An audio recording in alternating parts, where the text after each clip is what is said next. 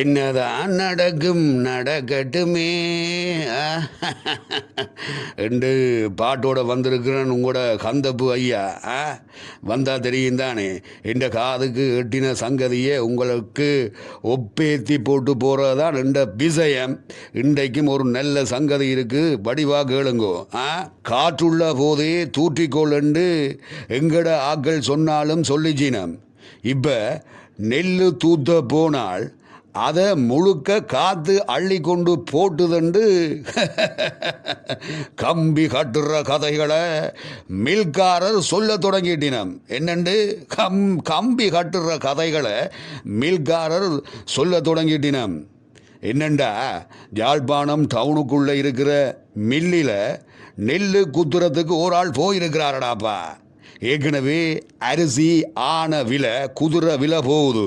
அதால் சனங்கள் இப்போ கடையில் அரிசி வாங்குறத குறைச்சி வீடுகளில் இருக்கிற நெல்லை குத்தி அரிசி ஆக்கித்தான் சமாளிக்கணும்.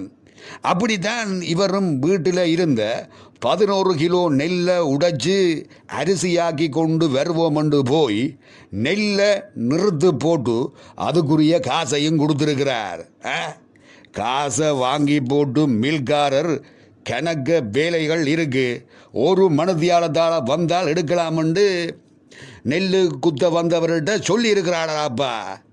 நெல்லை கொடுத்தவரும் வெளி வேலைகளை பார்த்துட்டு ஒரு மனதியாளத்தால் அரிசியை எடுக்க வந்து உதப்பைய தூக்கினால் அது காற்று மாதிரி இருக்குது.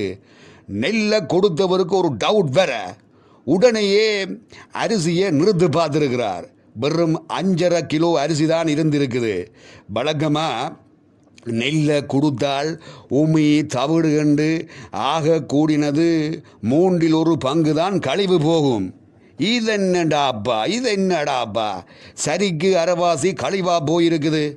உடனேயே என்னென்ன நான் தந்த நெல்லிண்ட அரைவாசி தான் அரிசியாக வந்திருக்குது. அப்படி வராதே. இது நான் தந்த நெல்லு தானோ, இல்லாட்டி வேறு யாரும் தந்ததை மாறி என்று தந்துட்டீங்களோ என்று அவர் கேட்டிருக்கிறாரடாப்பா. பாருங்க சங்கதிய.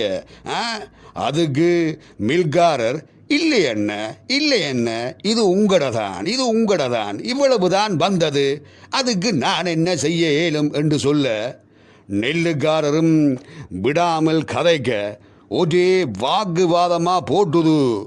டவுனுக்குள்ளே இருக்கிற ஒரு மில் கடையில் தான் இது நடந்தது.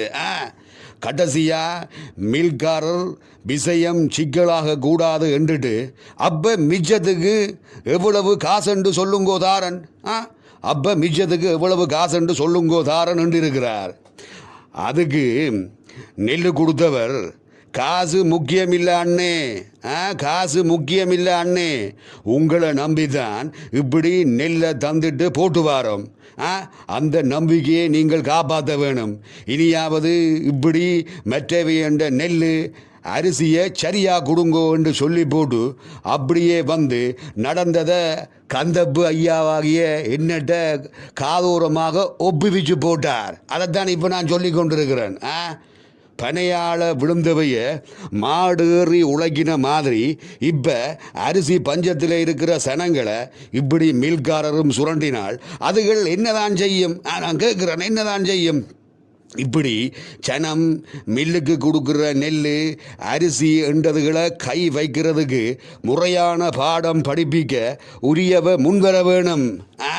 இல்லாட்டி அவ காத்தில்லாட்டியும் தூத்தி கொண்டும் ஏமாத்தி கொண்டும் இருப்பினம் கண்டியலோ. இதுதான் இன்றைக்கு என்ற காதோரம் எட்டிய உண்மை சங்கதி. விளங்கினா சரி. அதுக்குத்தான் நான் வரைக என்னதான் நடக்கட்டுமே என்ற பாட்டோட வந்த நான் சரி, எனக்கு நேரம் போது விஷயத்தை சொல்லி போட்டேன். என்ற காதோரம் சட்டு பட்டு சங்கதிகள் பெறும். அதை நான் புட்டு போடுவேன். கண்டியலோ. மீண்டும் நாளைக்கு ஒரு ஊர் புதினத்தோட யாழ்ப்பாணத்து சங்கதியோட நான் வந்து உங்களை சந்திக்கிறேன். நான் இப்போ போட்டு வாரன். ஓகே, பாய்.